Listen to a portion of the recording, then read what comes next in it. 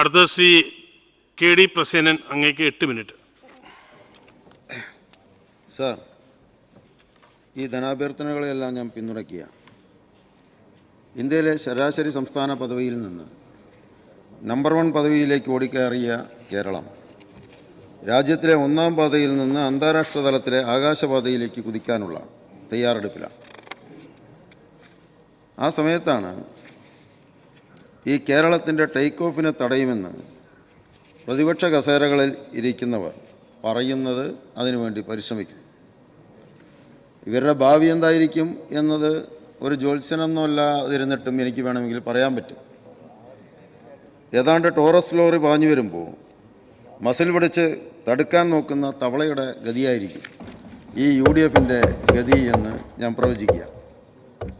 Sir, സാമൂഹ്യ മേഖലയിൽ ഊന്നിയാണ് കേരളം ഇന്നലകളിലെ നേട്ടം കൈവരിച്ചതെങ്കിൽ ഭാവി മുന്നേറ്റത്തിന് അനിവാര്യമായ പശ്ചാത്തല സൗകര്യ വികസനത്തിലാണ് ഈ സർക്കാർ ഊന്നൽ കൊടുത്തത്. അതിനാവശ്യമായ അധിക പണം കണ്ടെത്തുക എന്നത് ഒരു വെല്ലുവിളി തന്നെയാണ്. ഇപ്പോൾ തന്നെ കേരളം ചെലവിൻ്റെ 65% സ്വയം കണ്ടെത്തുന്ന ഒരു നാടാണ്. ഈ സമയത്ത് കേന്ദ്രവിഹിതമാണെങ്കിൽ വെട്ടിക്കുറയ്ക്കുക. ഇപ്പോൾ പ്ലാൻ ഫണ്ടിൽ നിന്ന് 1.92% മാത്രമാണ് കേരളത്തിന് ലഭ്യമാക്കുന്നത്. BJP ഭരിക്കുന്ന UPക്ക് 18%, അവരെ സഹായിക്കുന്ന ബീഹാറിന് 10% എല്ലാം കൊടുക്കുമ്പോഴാണ് ഈ അവഗണന കേരളം ഏറ്റുവാങ്ങുന്നത്. സാർ, ഈ സന്ദർഭത്തിലെങ്കിലും കേരളീയർക്ക് വേണ്ടി ശബ്ദിക്കേണ്ട പ്രതിപക്ഷവും കോൺഗ്രസിൻ്റെ ഈ കുത്തിത്തിരിപ്പ് രാഷ്ട്രീയ മത്തുപേറി കൊള്ളോത്ത് നടത്തിപ്പോവുകയാണ്. അതവർ ആവർത്തിച്ചുകൊണ്ടിരിക്കുകയാണ്. കേരളത്തിന് പണം തരാതിരിക്കാൻ കേന്ദ്രം പറയുന്ന കാരണം സാമൂഹ്യ മേഖലകളിൽ നമ്മൾ മുന്നേറി എന്നതാണ്. ആ വാദം അംഗീകരിച്ചാൽ തന്നെ അത്തരം മുന്നേറ്റം നടത്തിയ മേഖലകൾക്ക് അനുവദിക്കേണ്ട ആധുനിക സ്ഥാപനങ്ങളൊന്നും തരുന്നുമില്ല.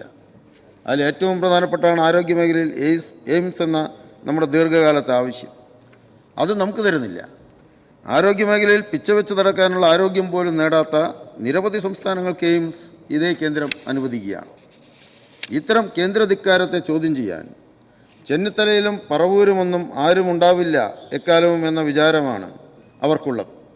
അത് അടുത്ത തെരഞ്ഞെടുപ്പോടുകൂടി അതിന് വിരാമമിടും എന്നതാണ് എനിക്ക് പറയാനുള്ളത്. അതോടെ കോൺഗ്രസിലെ മുഖ്യ കസേരക്കളിയുണ്ടല്ലോ, അതിവിടെ അവസാനിക്കുകയും ചെയ്യും.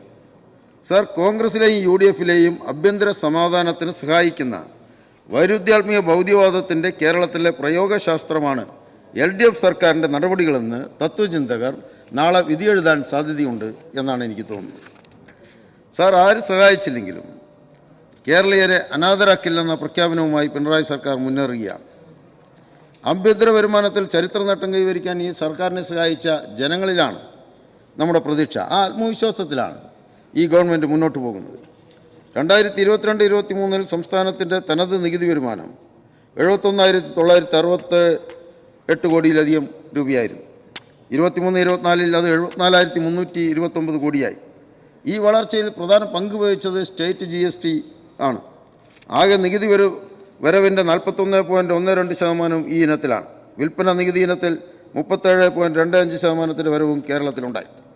ഇതിനെല്ലാം നേതൃത്വം കൊടുത്ത മന്ത്രിയെയും നികുതി വകുപ്പിലെ ജീവനക്കാരെയും സഹകരിച്ച ജനങ്ങളെയും ഞാനും ഈ സന്ദർഭത്തിൽ അഭിനന്ദിക്കുകയാണ്. സാർ, 23-24 നികുതിയേതര വരുമാനത്തിലും സംസ്ഥാനം നേട്ടം കൈവരിച്ചു. അതിൽ പ്രധാനപ്പെട്ടത് ഭാഗ്യക്കുറി വിൽപ്പന വഴി ലഭിച്ചതാണ് 76.66%.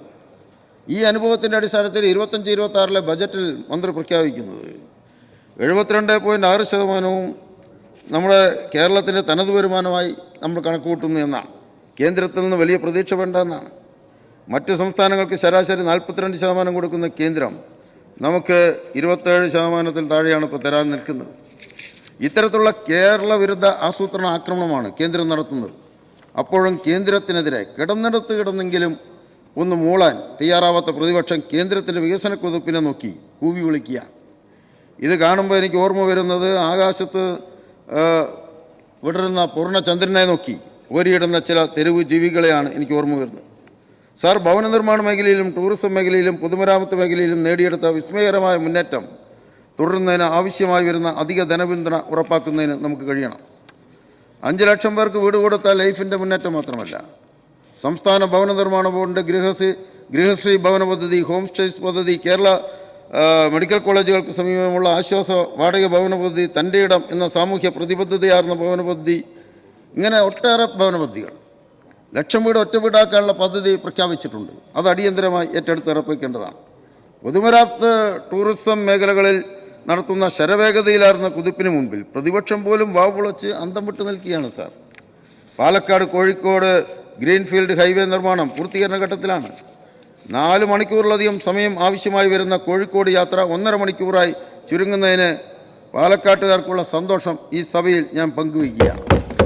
സാർ, ഹെലി ടൂറിസത്തിലൂടെ കേരളത്തിലെ ടൂറിസം പുതിയൊരു ടേക്ക് ഓഫ് നടത്തുകയാണ്. ഒരു ദിവസം കൊണ്ട് തന്നെ ജലാശയങ്ങളും കടൽ തീരങ്ങളും മലനിരകളും കൊണ്ട് അനുഗ്രഹീതമായ കേരളത്തിൻ്റെ ലോകോത്തര സൗന്ദര്യം ടൂറിസ്റ്റുകളെ കാണിക്കുന്ന പദ്ധതിയായി അത് മാറാൻ വേണ്ടി പോവുകയാണ്.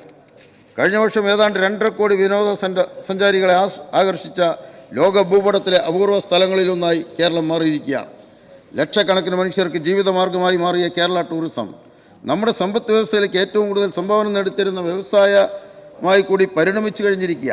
ഈ ഘട്ടത്തിൽ വ്യവസായ പദവിക്ക് ലഭിക്കാവുന്ന എല്ലാ പരിഗണനയും ടൂറിസത്തിന് നൽകാൻ കഴിയേണ്ടതുണ്ട്.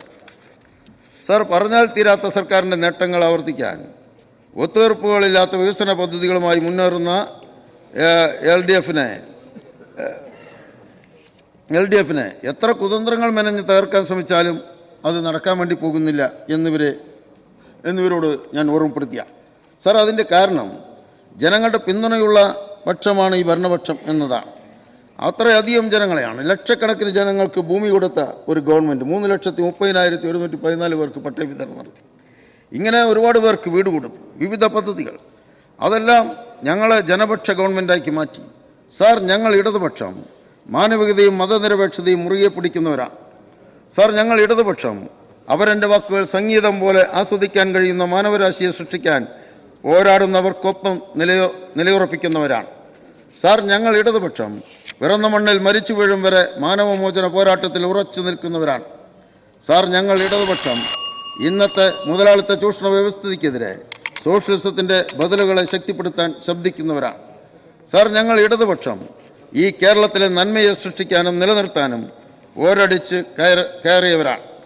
സാർ, ആ ഇടതുപക്ഷത്തിൻ്റെ ജനകീയ ബദലുകളുമായി കുതിക്കുന്ന കേരളത്തിലെ പിണറായി സർക്കാരല്ലാതെ മറ്റേതു സർക്കാരിനാണ് ഒരു തുടർച്ചയുണ്ടാവുക?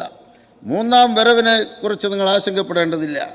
3ാം വരവ് പിണറായി സർക്കാരിനുണ്ടാവും എന്ന് ഉറപ്പിച്ച ഒരു സമൂഹമാണ് കേരളത്തിലുള്ളത്. ആ സമൂഹമാകെ കൈകളടിച്ച് കാത്തിരിക്കുകയാണ് എതിരേൽക്കാൻ.